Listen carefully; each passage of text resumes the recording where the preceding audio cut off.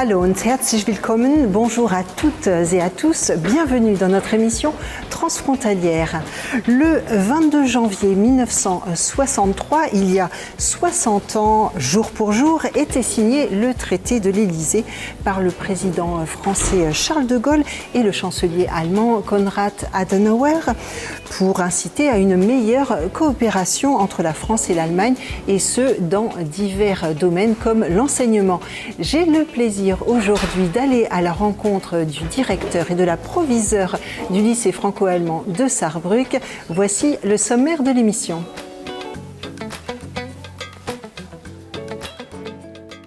Nous commencerons par une présentation du lycée franco-allemand en chiffres et en images.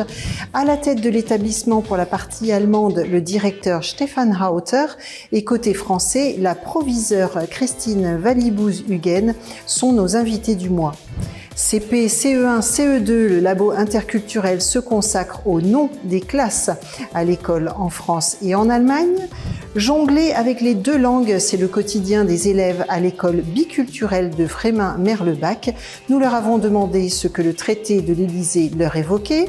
Et pour finir, tricoter pour une bonne cause, l'initiative Streckel mit Herz à Schönau allie passe-temps, convivialité et altruisme.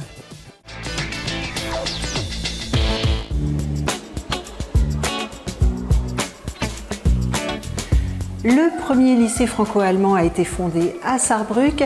Marie-Morgane Pires nous le présente, cet établissement en chiffres et en images. Bienvenue au lycée franco-allemand de Sarrebruck. L'établissement a ouvert ses portes en septembre 1961. Il fait partie des 5 lycées franco-allemands à l'heure actuelle. Les autres sont situés à Buß, Fribourg, Hambourg et Strasbourg. S'il porte le nom de lycée, il accueille également en son sein un collège. Il s'agit du premier lycée binational qui intègre les pédagogies de l'Allemagne et de la France. Après des travaux d'harmonisation des programmes des deux pays, le premier baccalauréat s'est tenu au printemps 1972. Ce diplôme franco-allemand donne ensuite accès à des études dans des pays francophones et germanophones. Le lycée est géré par un chef d'établissement nommé par le ministère sarrois de l'Éducation. Il est accompagné d'un adjoint, un proviseur français, proposé cette fois par le ministère des Affaires étrangères. Au sein du lycée franco-allemand, ou LFA, on retrouve des enseignants des deux pays voisins. Il accueille environ 1000 élèves de part et d'autre de la frontière. 2 tiers pour le collège et 1 tiers scolarisés au lycée. Les jeunes qui viennent du système scolaire allemand peuvent accéder au lycée sur décision d'orientation de leur école primaire. Ceux qui sortent du système français peuvent intégrer l'établissement sur décision d'orientation également, s'ils viennent d'une école française de Sarrebruck par exemple. Sinon, un examen d'entrée est mis en place. Enfin ici, les élèves peuvent passer leur brevet des collèges avec mention franco-allemande, ainsi qu'un bac franco-allemand.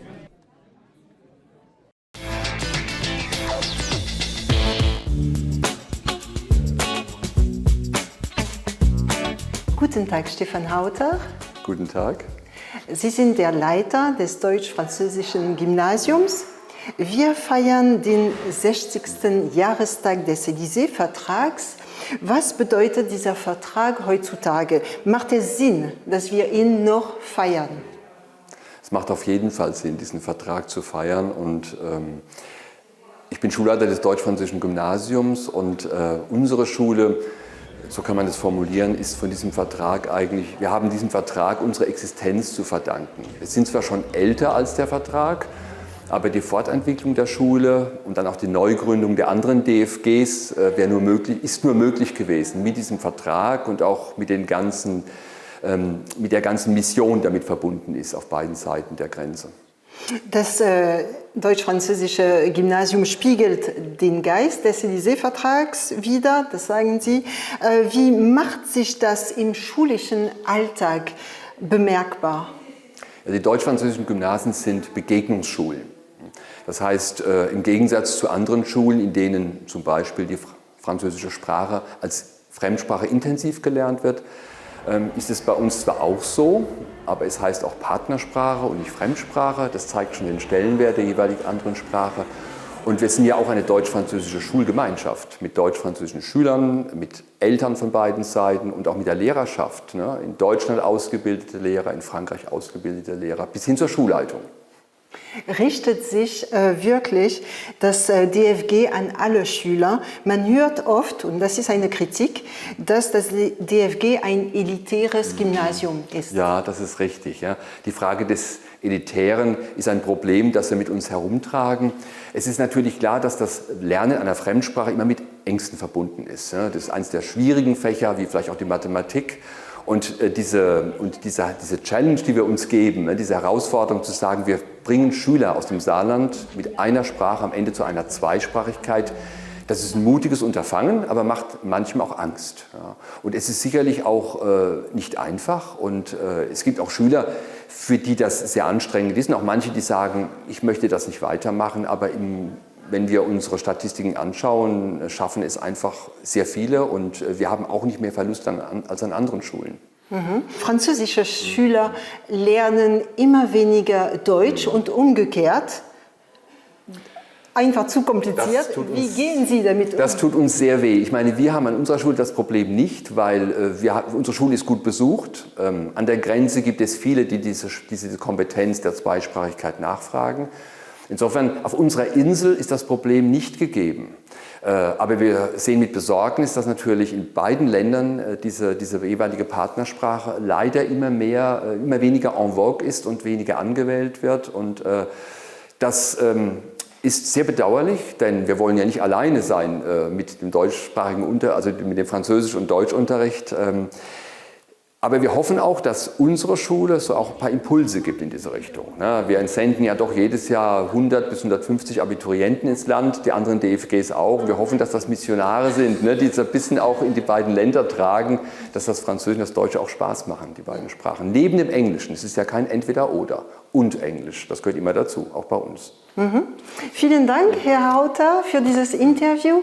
Je vous propose maintenant de regarder le labo interculturel de Tom Koschutza. Il s'attelle aujourd'hui au nom des classes. Vous savez, en France, CP, CE1, CE2, c'est pas toujours facile de s'y retrouver, ainsi de suite. En Allemagne, c'est un petit peu plus logique. Regardez.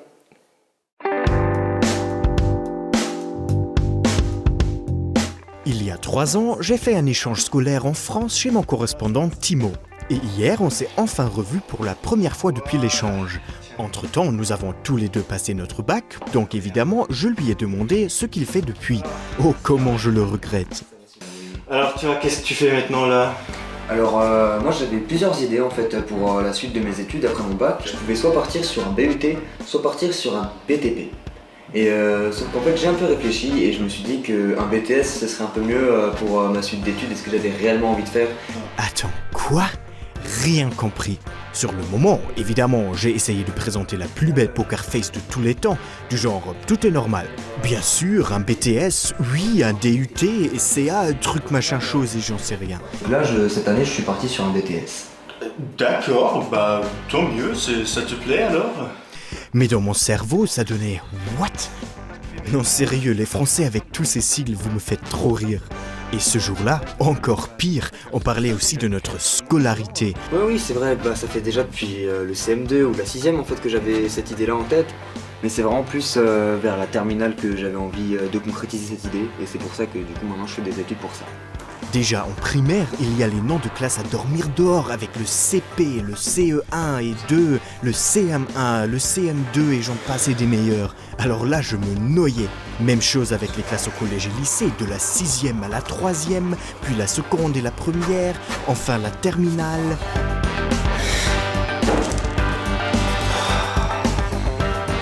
C'est tout de même plus logique en Allemagne. On compte simplement de la première classe jusqu'à la 12e ou la 13e classe. C'est 1000 fois plus simple, non ?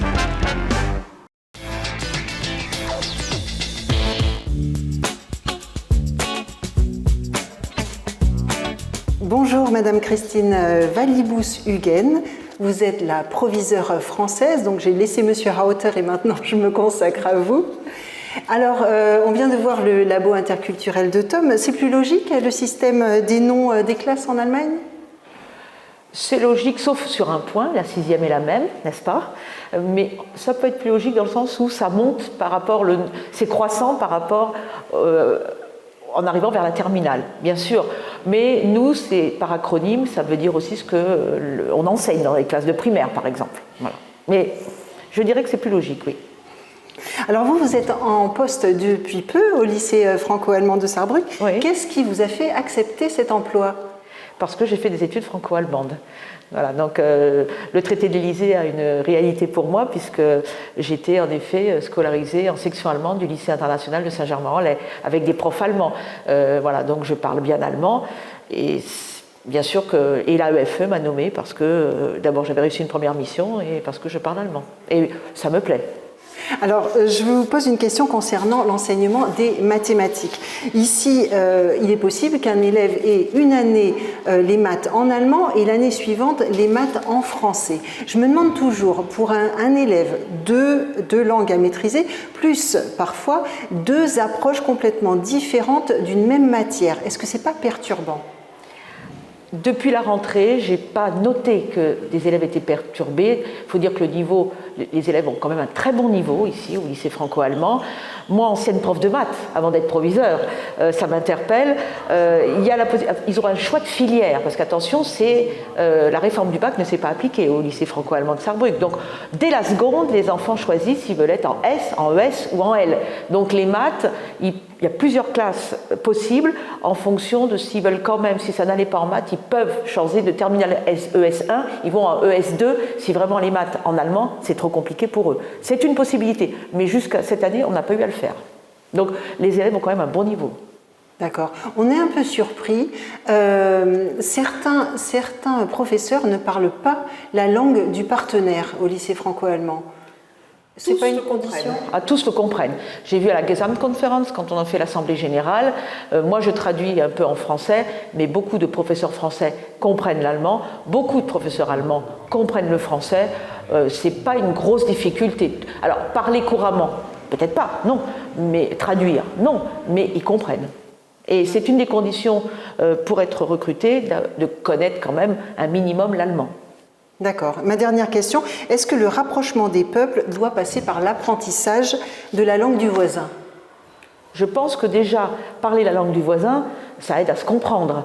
Même si on a cette fameuse langue anglaise internationale que tout le monde doit parler.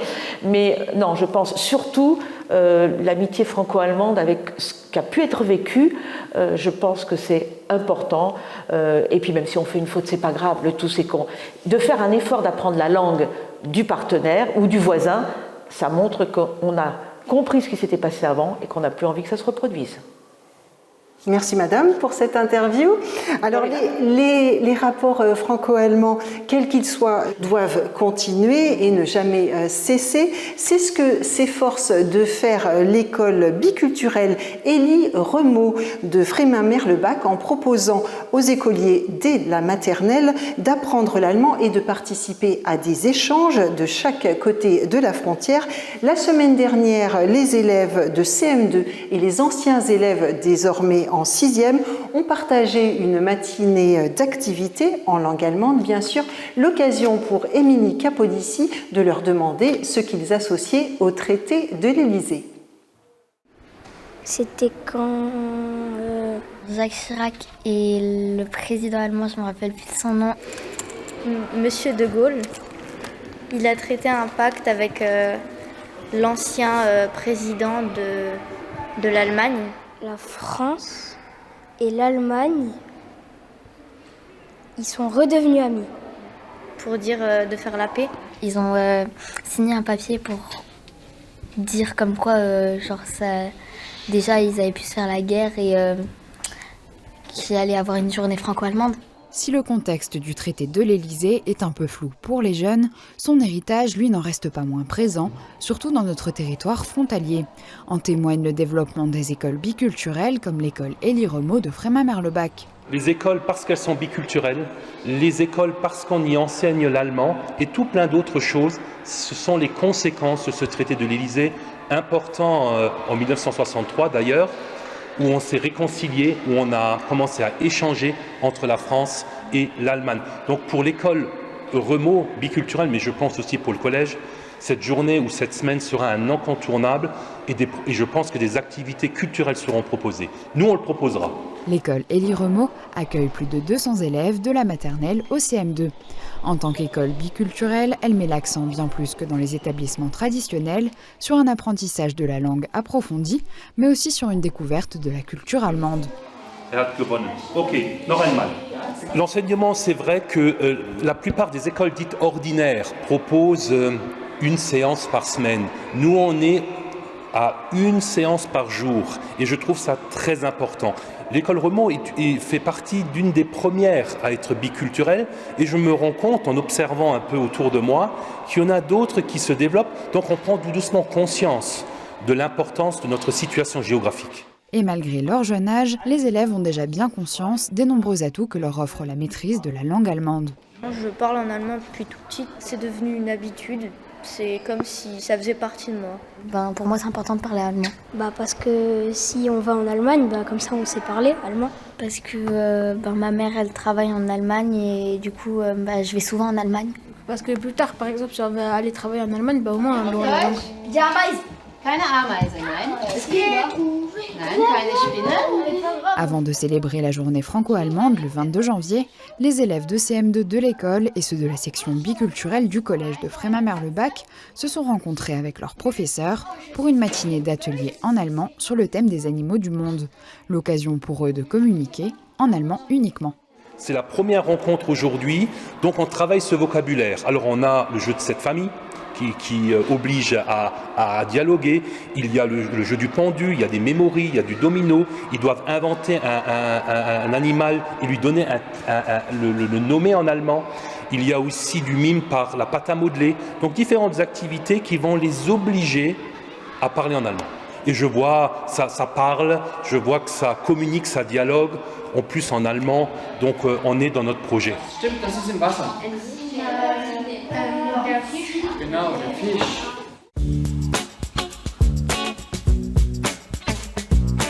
Tricoter pour une bonne cause, c'est l'objectif que se sont fixés des personnes à Schönau dans le Palatinat. L'initiative s'appelle Strickeln mit Herz, de la contraction de stricken et häkeln, tout cela pour une bonne cause. Jens Scherer a sorti ses aiguilles à tricoter, forcément. Sabina Bleuil est la fondatrice du groupe Strickeln mit Herz, tricoter avec le cœur. Après avoir quitté la région de Stuttgart en 2017 pour s'installer à Schönau, elle a eu l'idée de prendre contact avec des personnes qui partagent les mêmes centres d'intérêt qu'elle. Es war 2019, am Anfang des Jahres habe ich mir gedacht, ich möchte ein soziales Projekt starten. Und dann habe ich mir noch gedacht, ich möchte etwas machen, was mir auch Spaß macht. Und ich stricke und häkle schon seit Kindesalter und das macht mir einfach Spaß. Und dann habe ich mir gedacht, und wenn noch eine Gruppe von Menschen zusammenkäme, das wäre das, was ich mir für das Jahr 2019 wünsche. Und mit dieser Idee bin ich zu unserem Bürgermeister hier, Herrn von Venrooy, gegangen und der fand das toll. Und am 1. Februar 2019 saßen wir hier in diesem Raum, also das ist ein Raum von der Gemeinde, der uns zur Verfügung gestellt wird, saßen wir schon da, 15 Frauen, und haben losgelegt. Depuis ici, elles tricotent et elles crochettent au gré de leurs envies en utilisant presque exclusivement de la laine issue de dons. Celle-ci est fournie au groupe par des personnes qui ne l'utilisent plus ou même suite à des fermetures de magasins. Seuls 5% environ de la laine sont achetés par le groupe lui-même. La quinzaine de femmes crée alors des chaussettes, des bonnets, des bandeaux, des manchettes, des porte-clés et bien d'autres choses encore. Les produits terminés sont ensuite vendus contre un don sur le marché de Schönau, lors d'actions spéciales ou sur demande privée. Wir sammeln Spenden. Wir geben halt unsere Sachen und dafür bekommen wir Spenden, die sammeln wir.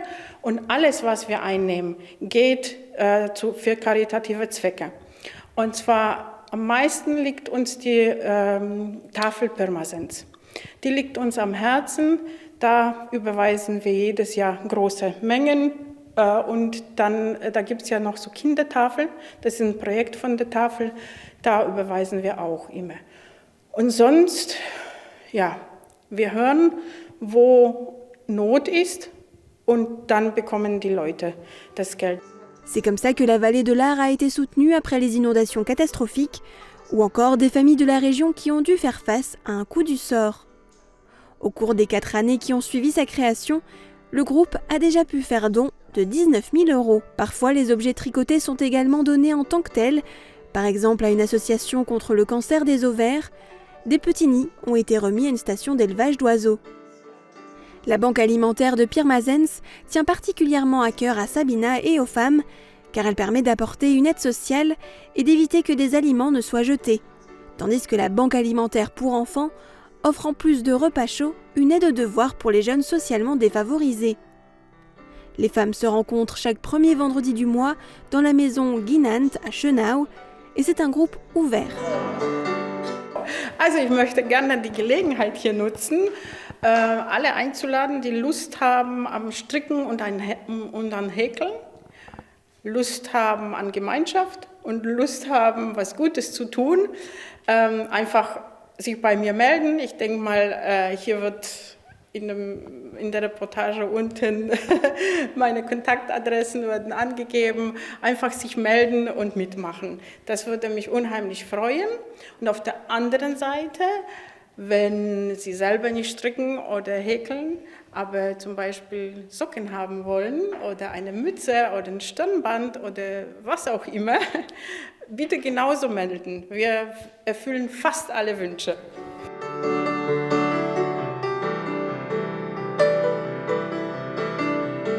Grâce aux réseaux sociaux, le groupe de femmes compte déjà des membres d'autres régions d'Allemagne qui sont simplement reconnaissants pour les conseils d'artisanat ou qui leur envoient leurs créations. Une femme ukrainienne qui vit dans le village depuis 2022 a directement intégré le groupe. Une autre traverse la frontière depuis la France pour participer. Les personnes intéressées peuvent contacter Sabina Bleuel par téléphone.